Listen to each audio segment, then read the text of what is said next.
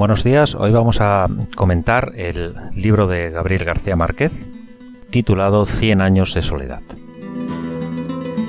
En el año 1967, atentos a una portada de Vicente Rojo que no acababa de llegar, los responsables de la editorial sudamericana de Buenos Aires decidieron improvisar una tapa temporal para una novela bastante gruesa de un tal Gabriel García Márquez, un escritor por entonces poco conocido. En la portada de esa primera edición aparecían superpuestos a tres tintas algunos de los iconos principales de la obra. Sobre el fondo de una tupida selva tropical reposaba un galeón español del siglo XVI envuelto en una lluvia de flores amarillas. Cualquiera que haya leído la formidable novela de García Márquez reconocerá enseguida esos elementos. La selva proporcionaba el marco latinoamericano en el que se desenvolvería la novela, tan frondosa y abigarrada como las junglas del trópico. El galeón, inmerso en ese marco inexplicable, remitía al paso del tiempo y a la propia historia de América. Las flores amarillas, en fin, eran un signo aciago que, repetido a lo largo y ancho de la obra, anunciaba la destrucción final de aquel universo literario y de los personajes que lo poblaban. Esa portada, que enseguida fue reemplazada por la de Rojo, resume de manera didáctica algunos de los principales temas que vertebran el novelón de García Márquez y que también están parcialmente presentes en su título. La soledad, el paso del tiempo y la identidad de América son, tal vez, las coordenadas en las que mejor se explican no solo 100 años de soledad, sino la producción entera del escritor colombiano. Un episodio parece justificar semejantes obsesiones literarias. En 1950, tras varios años de separación, la madre del futuro escritor, que entonces contaba con 23 años, acudió a visitar a su hijo para que lo acompañase a Aracataca, el pueblo en el que nació y en el que vivió una infancia maravillada. Cuando llegaron al pueblo, una aldea aislada entre plantaciones abandonadas de banano y sometida a un bochorno infernal, el futuro novelista se quedó estupefacto. El territorio virgen y paradisíaco de su infancia, la tierra rica y prodigiosa de antaño, era ahora un pueblo desolado y polvoriento, cuyos pocos supervivientes parecían agonizar en el desamparo más absoluto. Fue tal la conmoción de aquella experiencia que García Márquez se impuso la misión de relatar en el futuro la decadencia devastada del lugar. Los temas de su proyecto literario, por lo tanto, ya estaban perfilados: la ruina del tiempo, la condena de la soledad y la voluntad dramática de recuperar los prodigios de la infancia debían ser los pilares de su novelística posterior. No es casualidad que con este episodio precisamente se inicie el volumen Vivir para contarla, que quiere ser el primer tomo de sus memorias más literarias que biológicas. En esa vida destinada a convertirse en literatura, la visita de 1950 fue el pistoletazo de salida de una obra extensa, rica y variada, pero a la vez de una enorme coherencia temática. Las tres novelas que siguieron, tituladas La mala hora, La hojarasca y El coronel no tiene quien le escriba, son intentos frustrados por capturar ese mundo. En efecto, en aquellos tres libros ya aparecen los motivos del pequeño pueblo tropical que, aislado del resto del mundo, contempla su auge y su decadencia económica, al tiempo que está sometido a unas leyes tan asfixiantes como sobrenaturales. Sin embargo, dichas novelas están lastradas por la austeridad estilística y por un seco realismo argumental, rasgos que se explican porque García Márquez estaba demasiado sometido al costumbrismo renovado de Faulkner y a las urgencias políticas del momento, que lo obligaban a utilizar su literatura para denunciar los profundos desórdenes políticos que vivió Colombia en la década de 1950. Antes de llegar a 100 años de soledad, la fortuna y la pasión periodística condujeron al incipiente novelista hasta lugares tan dispares como París, el otro lado del telón de acero, el Deep South estadounidense de Faulkner, la Cuba revolucionaria de Castro y, tras una breve estancia en Nueva York, la Ciudad de México. Esta urbe americana, que fue el puerto final de su etapa formativa, era ya, por entonces, el centro neurálgico desde el que Carlos Fuentes estaba preparando el terreno del futuro boom de la novela hispanoamericana. Precisamente durante un viaje entre México, Distrito Federal y Acapulco, García Márquez vivió la epifanía que él mismo ha señalado como el momento exacto en el que nació su gran novela. Mientras estaba al volante, vio, de repente, las primeras frases de su novela, aquellas tan conocidas que dicen, muchos años después, frente al pelotón de fusilamiento, el coronel Aureliano Buendía había de recordar aquella tarde remota en que su padre lo llevó a conocer el hielo. Y fue entonces cuando tomó conciencia, por lo tanto, de cuáles debían ser el tono y el registro que mejor convenían a aquella historia y a aquellos temas largamente meditados. En efecto, al relato que años atrás había decidido narrar, centrado en las devastaciones del tiempo, en la soledad y en los prodigios de la infancia, le correspondía un lenguaje legendario, desbordante, tropical. García Márquez había descubierto que para reflejar fielmente esa íntima historia no podía emplear los procedimientos del realismo, sino la fantasía y la desmesura de las fabulaciones antiguas. También comprendió que, para hacer que el prodigio fuera creíble, era necesario el tono impertérrito con el que sus abuelos le narraban las consejas más fabulosas, porque, como él mismo dijo años después, no hay nada más convincente que la propia convicción. Desde luego, no he tratado de recuperar estas anécdotas sobre la génesis de la novela por un mero afán arqueológico. Los episodios que acabamos de ver, aunque parciales y aislados, son un símbolo perfecto de los rasgos más notables de la obra, tal como han visto millones de lectores de todo el mundo. Las piruetas temporales, la maravilla verosímil, la soledad de todo un continente y la Arcadia conquistada y perdida son las señas de identidad de 100 años de soledad, pero también del universo literario completo de García Márquez. Aunque el título de la novela presente una cifra redonda, cualquier lector se da cuenta enseguida de que la historia narrada cubre un arco temporal que va más allá de los 100 años anunciados en la portada.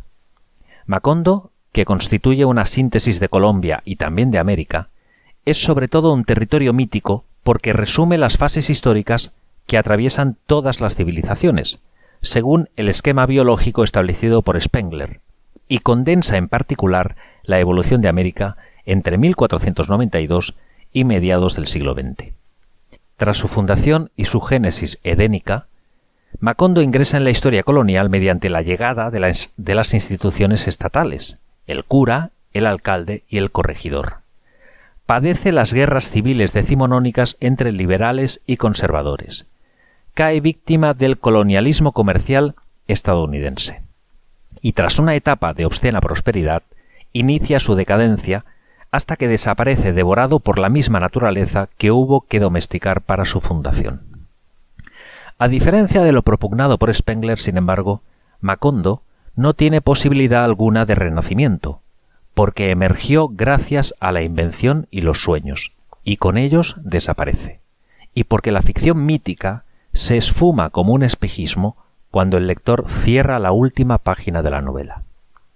El final, y recordemos que la novela termina con la frase «Las estirpes condenadas a 100 años de soledad no tenían una segunda oportunidad sobre la tierra», pues bien, este final equivale, como vemos, a una sentencia, y encierra a la familia Buendía en el ámbito de la tragedia. Se ha dicho a menudo que no sólo el devenir histórico de Macondo encaja con una visión mítica de la historia, sino que la propia concepción del paso del tiempo, con sus repeticiones y sus espirales, pretende reflejar una visión trascendente de la existencia humana. Pocos lectores pueden no confundir, en un momento determinado, a las decenas de personajes que integran las generaciones de la familia Buendía. José Arcadios, Aurelianos y Úrsulas se repiten en un juego confuso que nos lleva a pensar que todos los personajes son encarnaciones de una misma matriz. En efecto, es así como García Márquez ha querido presentarlos. La sensación de que no solo los nombres se repiten en las distintas generaciones, sino que también lo hacen los rasgos de carácter, las temeridades y los aciertos, halla su confirmación en las palabras de Úrsula, la matriarca de la saga. El tiempo da vueltas en redondo. El tiempo pasa, pero no tanto, dice el mismo personaje en otra ocasión, con la lucidez que le conceden los años y el papel clarividente que le ha sido asignado en la novela. el efecto creado es perturbador. El lector tiene la impresión de que los prodigios, las batallas, las riñas familiares y las descabelladas empresas heroicas de los Buendía son siempre distintas, pero que en el fondo todos viven una única vida confusa cuyos límites son difíciles de percibir. He aquí una de las claves del libro: la tensión entre progreso e inmovilidad, entre evolución histórica y repetición mítica. Esta tensión hace del destino de Macondo y de los Buendía un destino dramático, merced al cual todo avance comporta un retorno al pasado, y todo destino familiar implica una condena a la nada inicial. Otros novelistas contemporáneos aplicaron la misma fórmula para revelar la clave esencial de sus respectivos países latinoamericanos, y quizá no se nos ocurran mejores ejemplos para ilustrarlo que los de Juan Rulfo y Carlos Fuentes, maestros en conjugar mito e historia con el fin de mostrar la progresión estática a que está condenado el México de sus literaturas. Desde el momento en que el mito se adueña de la ficción y se renuncia a la visión epidérmica del realismo, todo es posible y cualquier cosa puede ser real. Coincidiendo en parte con Alejo Carpentier, el padre de lo real maravilloso americano, García Márquez asume que la naturaleza misma de América es maravillosa, porque el continente es el fruto de un mestizaje que hizo posible la coexistencia sin conflictos de la racionalidad cartesiana, las supersticiones coloniales y la mentalidad mítica de los pueblos indígenas. Todo ello en una armonía impura, peculiar e incomprensible para la mentalidad europea. De la concepción de América como un híbrido abarrocado surgen tanto las propuestas políticas del escritor colombiano, que defiende un socialismo a la latinoamericana, construido sin recetas ajenas, como la naturaleza abigarrada y maravillosa de su estilo y de su tratamiento de la realidad ficticia. Así las cosas, si García Márquez y Carpentier aceptan que América es mágica per se, y que la realidad va mucho más allá de lo que garantizan nuestros sentidos, su literatura no es exactamente una visión distorsionada de lo americano, sino que quiere ser un reflejo fidedigno, casi costumbrista, de esa realidad cotidiana, naturalmente plagada de prodigios. Lo que propone el novelista colombiano, por lo tanto, es un nuevo realismo, en el que no se discute el papel de la novela como reflejo del entorno, sino el concepto mismo de realidad. Y esta, qué duda cabe, se enriquece notablemente en los ojos de un caribeño que busca ver el mundo con la generosidad con que lo hacían sus antepasados y con la credulidad de un niño. He aquí una de las claves que explican el éxito y la calidad de la novela. 100 años de soledad, mientras dura el embrujo de su lectura, hace creíble lo increíble, y nos devuelve la mirada ingenua del niño que conoce el hielo por vez primera y acerca con temor su mano para comprobar que, de tan frío como está, quema. En este episodio, uno de los más recordados de la novela, un fenómeno aceptable y científicamente cierto, la fabricación de hielo en el trópico, recibe un tratamiento sobrenatural. Sucede lo mismo con otros objetos y conocimientos que son cotidianos para nosotros, que somos hombres tecnológicos del siglo XX, pero que resultan prodigiosos para una mentalidad arcaica. Los imanes, los catalejos, las lupas, la redondez de la tierra, las dentaduras postizas, los fertilizantes, los analgésicos, los daguerrotipos, las pianolas, los juguetes mecánicos, las películas, los gramófonos y el teléfono despiertan el asombro de los macondinos, desconcertados ante unos fenómenos que les resultan inexplicables y que, por lo tanto, acaban siendo sobrenaturales. En todos estos casos, lo que era natural se ha desnaturalizado gracias al empleo de un punto de vista precientífico. A partir de ahí, sentada esa premisa, lo sobrenatural también puede ser aceptable aunque no sea comprensible. Si existen los imanes, capaces de despertar la vida que hay en las cosas, ¿por qué no aceptar también las levitaciones y los objetos que se desplazan solos? En efecto, tanto los personajes de la novela como el propio narrador aceptan como parte de la realidad una serie de fenómenos que desde nuestro punto de vista son sobrenaturales e imposibles. La novela está plagada de estos elementos mágicos. Personajes que intentan establecer las propiedades científicas del demonio. Expedicionarios que se topan con un galeón español varado a kilómetros de distancia de la costa.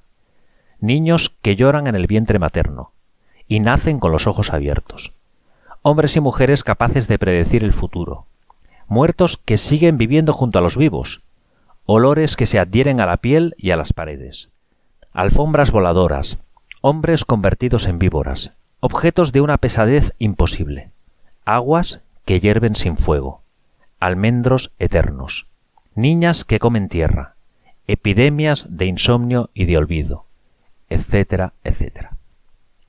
La clave para que el lector acepte todos estos prodigios radica, como ya hemos comprobado, en la adopción de un punto de vista primitivista, muy semejante al que emplearon los primeros cronistas de Indias para referir los prodigios de América, y muy cercano al de la tradición folclórica popular.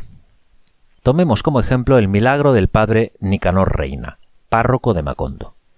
En la quinta sección de la novela, cuyas divisiones no están numeradas, el padre Reina proyecta construir el mayor templo de la cristiandad, pero su colecta entre los macondinos no le llega ni para pagar las puertas de la iglesia. Al límite de la desesperación, decide emplear métodos más contundentes para demostrar la existencia de Dios y recaudar los fondos que necesita. Con una campanilla, convoca a todo el pueblo a una misa multitudinaria. García Márquez escribe entonces: Así que a las 8 de la mañana estaba medio pueblo en la plaza, donde el padre Nicanor cantó los evangelios con voz lacerada por la súplica. Al final, cuando los asistentes empezaron a desbandarse, levantó los brazos en señal de atención. Un momento, dijo.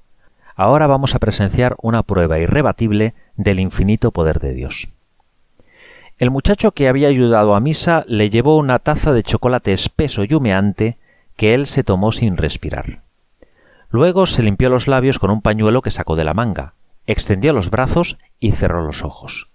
Entonces el padre Nicanor se elevó 12 centímetros sobre el nivel del suelo. Fue un recurso convincente.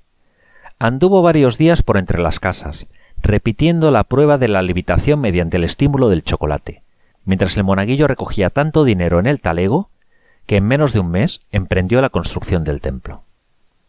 La eficacia de este episodio, uno de los más comentados de la novela, radica en un puñado de recursos sencillos, la mayoría de los cuales procede de la tradición realista y del reportaje periodístico.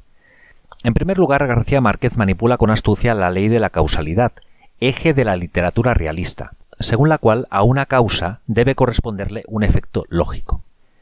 La causa de la levitación del padre Reina parece ser la ingesta de la taza de chocolate, que actúa como las legendarias pócimas mágicas, pero que al mismo tiempo es un símbolo condensatorio del propio milagro. El chocolate es, por un lado, espeso, es decir, pesado, pero por el otro se define como humeante, y por tanto es capaz de evaporarse con toda liviandad. De algún modo, el milagro ya está sucediendo en el interior de la taza, en la que se da la paradoja de un objeto más o menos sólido que al mismo tiempo es capaz de dispersarse por los aires. El chocolate espeso y humeante nos prepara para la aceptación del prodigio, de un modo parecido a como las sábanas blancas y mecidas por el viento ayudan a asimilar la elevación a los cielos de Remedios la Bella. Por otro lado, la levitación es la causa de la edificación del templo. Tendemos a pensar que si un efecto es verdadero, también debe serlo su causa. Cuando el lector contempla páginas después cómo el templo empieza a levantarse ante su vista, su lógica narrativa le obliga a aceptar la causa, es decir, la levitación del padre Reina.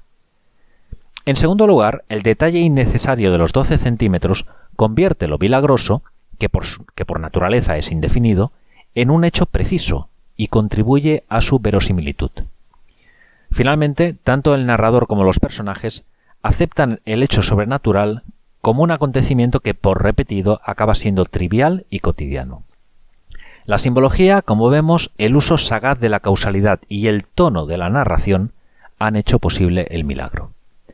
Al mismo tiempo, lo sobrenatural ha sido tratado como algo real, por lo que sirve de complemento a la transformación de imanes y gramófonos en objetos sobrenaturales, tal como los habíamos examinado hace un momento. Pasemos a hablar ahora del tema de la soledad. El tema de la soledad es una constante en toda la literatura de García Márquez, que agota su presencia en todos los ámbitos de la vida.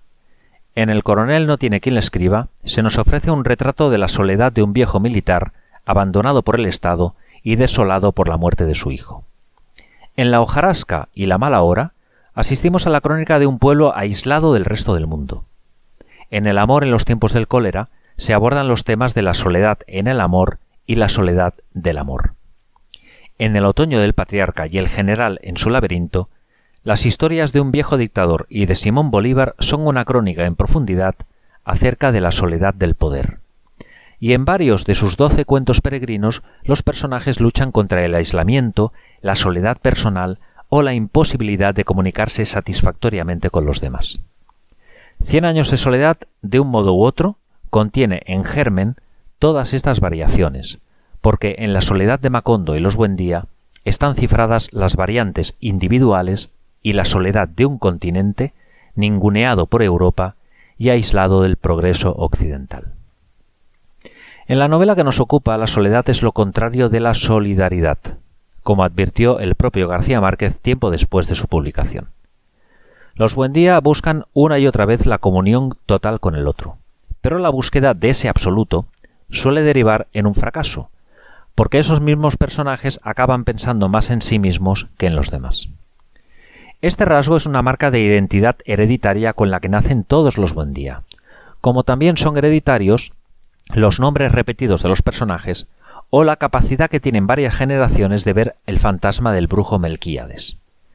La destrucción final del pueblo, así como la desaparición de la propia saga familiar, son un castigo a su egoísmo, son un castigo a su endogamia, que les han impedido entregarse a los demás.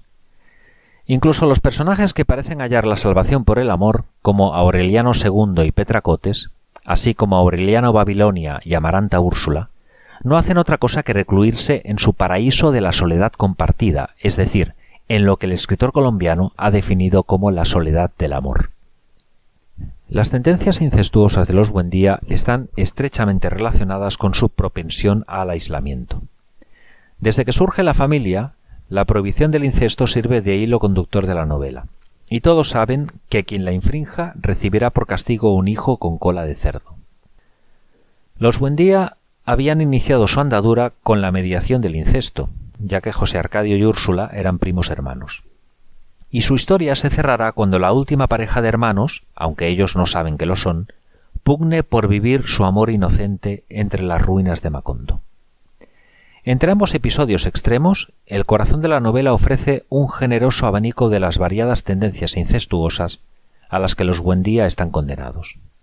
Todos los miembros de la familia, por lo tanto, vivirán una tensión insufrible entre los deseos de unirse con su propia sangre, por un lado, y una maldición que los obliga a reprimir sus instintos, por el otro. En el doble matriarcado en torno al cual se mueve la novela, y recordemos que Pilar es la iniciadora sexual de los Buendía, mientras que Úrsula actúa de madre moral, los varones que se acuestan con Pilar suelen pensar en Úrsula. Otros personajes, como José Arcadio, sienten una indudable excitación cuando imaginan que sus esposas son sus hermanas sanguíneas. Sin saberlo, como si fueran los títeres movidos por la fatalidad, los últimos miembros de la saga cruzan cientos de kilómetros para hallarse y enamorarse en el pueblo arruinado de los orígenes, atraídos por el llamamiento sordo de unas sangres que se buscan impetuosamente. Todo incesto presupone la endogamia y la imposibilidad de traspasar las barreras de la propia familia. La entrega de un hijo a otra comunidad es un acto de apertura hacia el exterior que rompe con la soledad del círculo familiar. Pero los Buendía son incapaces de ello, y su tragedia consiste precisamente en vivir condenados a ese círculo biológico, cerrado sobre sí mismo, en un tiempo que también es un círculo de retorno a los orígenes. No es casual, por ello, que la última pareja, poco antes del apocalipsis final, repita los placeres, la excitación y la soledad experimentadas por las primeras generaciones muchos años atrás. En efecto, cuando se cierra el círculo, Aureliano Babilonia no pudo no sentir, y cito palabras literales, el mismo desamparo de esponjas en los huesos que turbó a su tatarabuelo cuando Pilar Ternera le puso pretextos de barajas en el granero. Bien, terminamos. En 1982, la Academia Sueca concedió el Premio Nobel de Literatura a García Márquez. El escritor colombiano, plenamente consciente de que el premio era también un homenaje a toda una promoción de novelistas americanos, recordó que la gran novela de América era un libro de libros que habían escrito entre todos ellos. Poco antes de 1967, cuando ultimaba su gran obra, el propio novelista había dicho lo mismo en el seno de 100 años de soledad, aunque de un modo infinitamente más sutil y elaborado. Lo había dicho incluyéndose a sí mismo y a sus amigos como personajes que tomaban parte en la ficción, integrando en la trama a Víctor X, personaje del siglo de las luces de Alejo Carpentier, acogiendo entre los Buendía a Lorenzo Gavilán, secundario de La muerte de Artemio Cruz de Carlos Fuentes, y haciendo que uno de los personajes de la novela se alojara en el hotel de la Rue Dauphine en el que murió Rocamadour, uno de los protagonistas de Rayuela de Julio Cortázar. 100 años de soledad fue la expresión más acabada y aclamada de una eclosión narrativa portentosa, que mostró a millones de lectores, acá y allá, la vigorosa vitalidad de un continente que, merced a la literatura, empezaba a romper el círculo trágico de sus 5 siglos de soledad indescifrable.